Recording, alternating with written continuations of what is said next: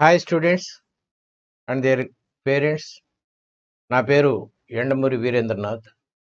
I'm a chartered accountant by profession. సాధారణంగా CA చదవాలంటే అద్భుతమైన తెలివితేటలు, గొప్ప జ్ఞాపక శక్తి ఉండాలంటారు.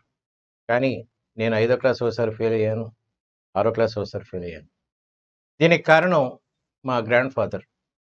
గారాబం వేరు, ప్రేమ వేరు. గారాబం అంటే అనారోగ్యమైంది ఇవ్వటం, ప్రేమ అంటే ఆరోగ్యకరమైనది ఇవ్వటం. మా గ్రాండ్ ఫాదర్ నాకు సరిగ్గా చదువు చెప్పలేదు, చదువు చెప్పే పరిస్థితులు కల్పించలేదు. నేను 6వ క్లాస్ ఫెయిల్ అయిన తర్వాత, ఆయన చనిపోయిన తర్వాత నేను మా ఫాదర్ దగ్గరికి వెళ్ళాను. We are from a very poor family, చాలా పూర్ ఫ్యామిలీ. ఒక చిన్న ఉదాహరణ చెప్తాను.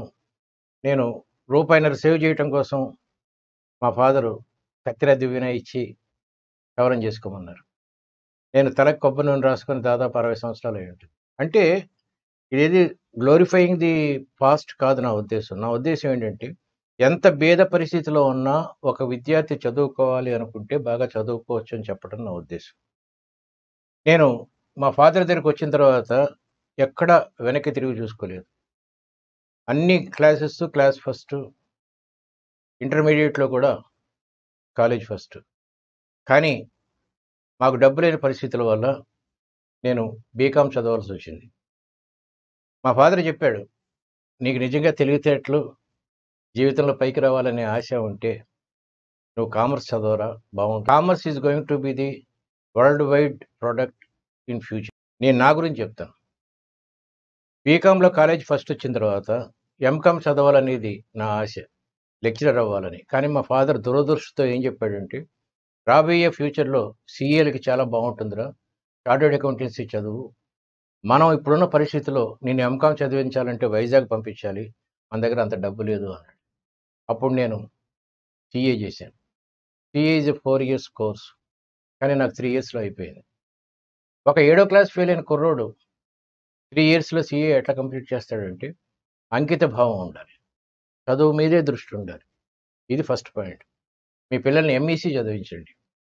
ఎప్పుడైనా సరే స్ట్రేట్ రోడ్డు మీద వెళ్ళే చోట ట్రాఫిక్ ఎక్కువ ఉంటుంది, పక్క నుంచి వెళ్తే చాలా అద్భుతంగా ఉంటుంది నేచర్. అది నా principle. My son is a state ranker in 10th class and state ranker in intermediate. నేను టీచర్స్ అని 2 రకాలుగా ఉంటారు. చెప్పింది చేసేవాడు ఒకడు, ఊరికే నీతులు చెప్పేవాడు ఒకడు. మా అబ్బాయిని కూడా నేను 10th క్లాస్ అయిపోయిన తర్వాత ఎంఈసీ చేయించాను, ఎకనామిక్స్ అండ్ కామర్స్.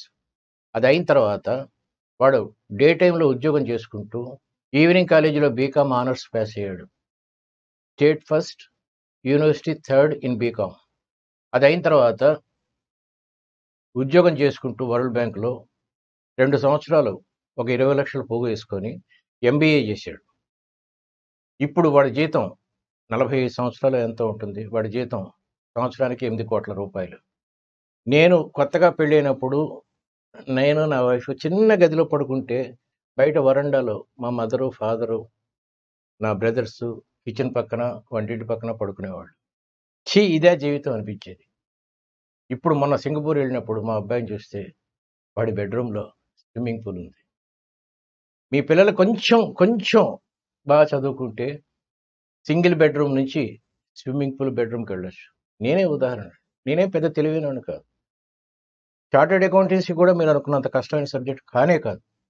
కొంచెం నేను చెప్పినట్టు అంకిత భావం, కొంచెం కాన్సన్ట్రేషను, మిగతా విషయాల్లో ఎక్కువ ఇంట్రెస్ట్ లేకపోతే you can purchase the entire world.